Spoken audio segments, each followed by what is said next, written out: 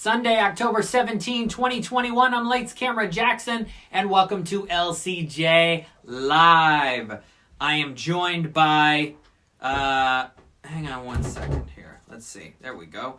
I am joined by Batman and The Flash and Aquaman, and because of DC Fandom. DC Fandom was all day yesterday with all the trailers and the sneak previews of all the big movies, whether it was the new Aquaman film, the Batman, the Flash, and all the characters from the DC universe. Dwayne Johnson doing a lot with that.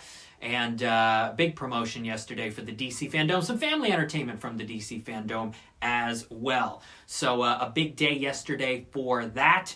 And a big day today for Halloween Kills. $50.4 million is the opening weekend for Halloween Kills. Now, the first Halloween in 2018 opened to $76.2 million. So it is a decrease. It's definitely a decrease from last time. But I think Universal is happy with $50 million.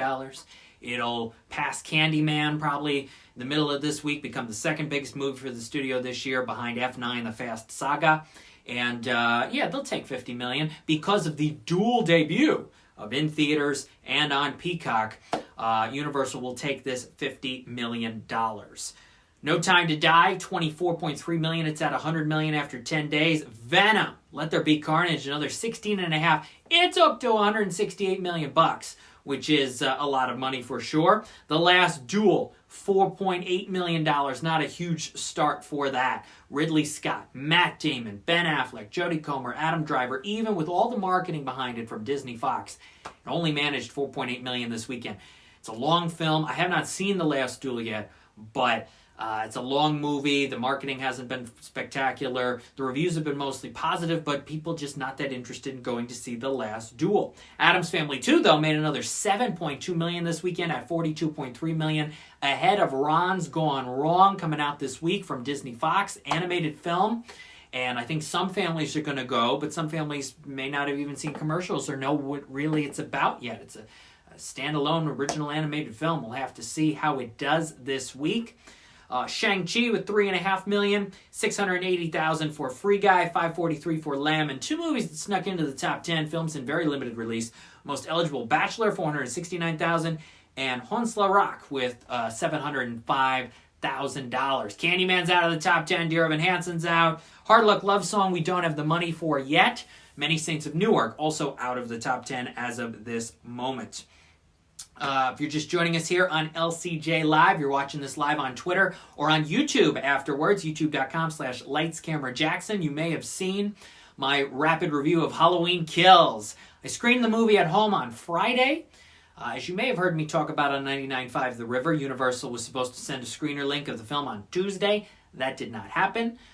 Tuesday, with 4 hours to go before that screener, Universal said, we are pulling the link today. We are not sending it to any critics until Friday. So I got it Friday. I watched it Friday, did the rapid review. Not thrilled with Halloween Kills. It is one of the worst movies of the year so far. It sidelines Jamie Lee Curtis. It has a very dumb story to it, and I talk more about it if you check out my rapid review for Halloween Kills. This week, of course, some big movies. Ron's Gone Wrong being one of them. We talked about that. Also, The French Dispatch, the new Wes Anderson movie that's going to be opening up in 50 theaters and then expanding nationwide on the 29th. Now, as I wrote in my latest blog piece at lights-camera-jackson.com, Wes Anderson's last live-action film, The Grand Budapest Hotel, made almost $60 million when it was in theaters back in the springtime of 2014. The next movie he made was the animated Isle of Dogs, which only made about $32 million in 2018. But Grand Budapest making almost $60. Moonrise Kingdom, his previous film, making $45. You probably think that at this point, with a huge cast and the notoriety of Wes Anderson and the older audiences who like his movies, the younger crowd who likes his movies, that 21 to 35-year-old crowd, they're probably going to want to go see this on the big screen as soon as they possibly can. In fact, there's a showing of it at the Film Columbia Festival coming up next Monday, the 25th, and that showing is the first one to sell out for the Film Columbia Festival for this year because people really want to see the new Wes Anderson movie.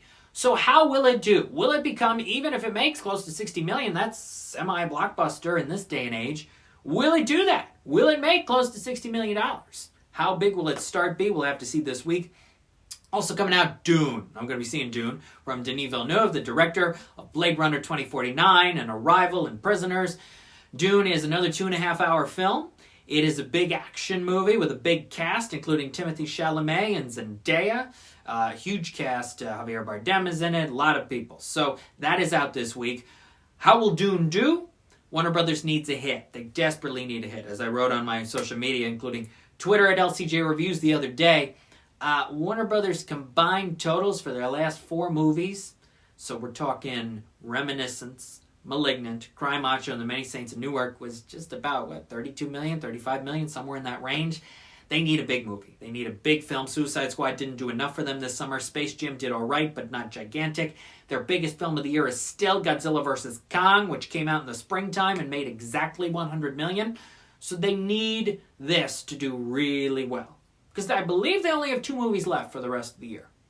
One of them is King Richard, the Will Smith film.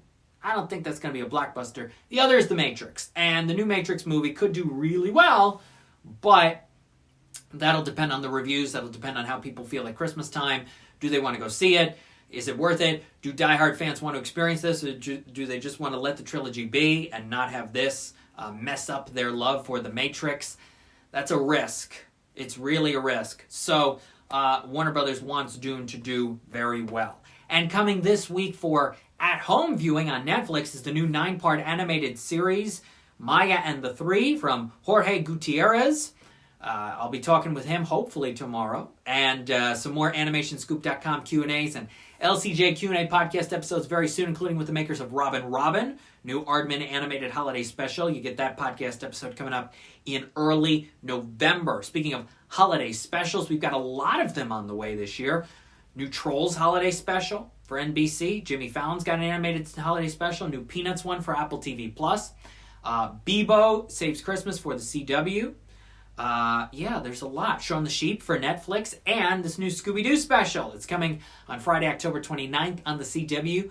It's going to be the hand-drawn Scooby-Doo characters on the Warner Brothers lot. They're looking back on some of their favorite moments, talking with some people as well. My boss at Animation Scoop, Jerry Beck, is going to be in the special. So really looking forward to that. The holiday special season almost here. Glad ABC is going to be airing Toy Story of Terror, which they did not last year, but they're going to air it on Thursday, October 28th at 8, followed by the network premiere of Toy Story 4 at 8:30. And next Sunday, October 24th, will be Great Pumpkin Charlie Brown on PBS at 7:30, which will be the first time Great Pumpkin Charlie Brown airs on PBS. Because if you remember last year, after everybody found out that Apple had the exclusive rights to the Peanuts specials, everybody said, oh, we still got to get these on TV somehow. Remember that outcry? Well, they couldn't get Great Pumpkin on PBS in time, but they were able to get the Thanksgiving and Christmas specials. So this is the first time Great Pumpkin Charlie Brown will be on PBS. It was not on any channels last year, and so its previous airing was 2019. So I'm sure a lot of families will be looking forward to watching that holiday tradition of watching the specials. And I think the networks are going to do really well again this year with the animated holiday specials, families gathering around the TV, watching the classics like Rudolph and Frosty and the Grinch and Santa Claus is Coming to Town, and the newer ones like Prep and Landing and all these new ones that are coming this year. The IATSE strike will not happen, which is good. That news came down last night. I also watched the Academy Museum special that Tom Hanks and ABC did on Tuesday. Only about 2 million people watched it live. I watched it last night on the DVR replay. It was a pretty good special. Looking at the Academy Museum as a whole, loved seeing Diane Warren there at the end, who has been nominated for 12 Academy Awards, and they asked her to be in the room where you get to hold an Oscar and make an acceptance speech like you've won an Academy Award. So it was very nice that she was able to do that. I was thinking, wonder if they asked Glenn Close to do that, and she might have declined. Yeah, 8-time nominee Glenn Close.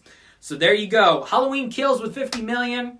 We'll see what the drops are over the next couple weeks. Will it have some legs heading into Halloween, because again, we got 2 full weekends, Halloween being Sunday the 31st. We got 2 full weekends where Halloween could still do all right. We do have another 2 weekends where Addams Family could do all right, even with Ron's Gone Wrong as competition. That'll be interesting to see.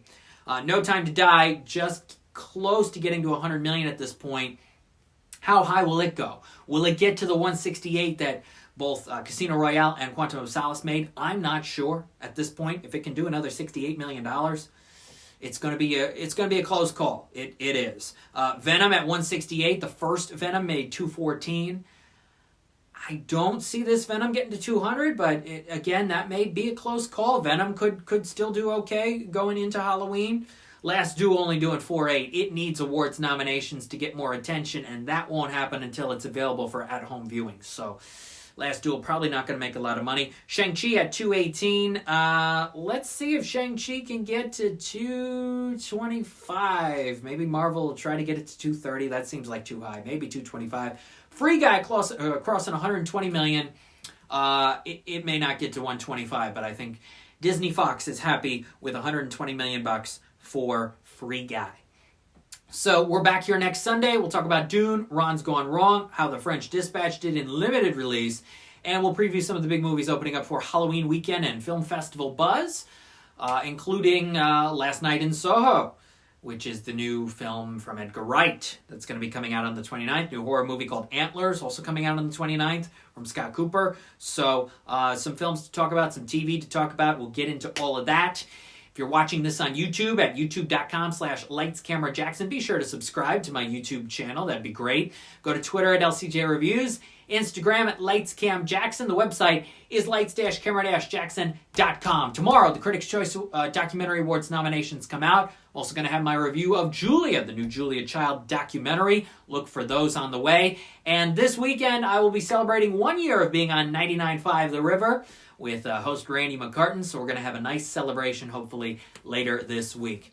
Thank you for watching LCJ Live. Hope you stay safe, stay positive, stay healthy, abide by your theater's guidelines, and support your drive-in theaters if you can. I know the Malta Drive-In's doing Trunk or Treat this week.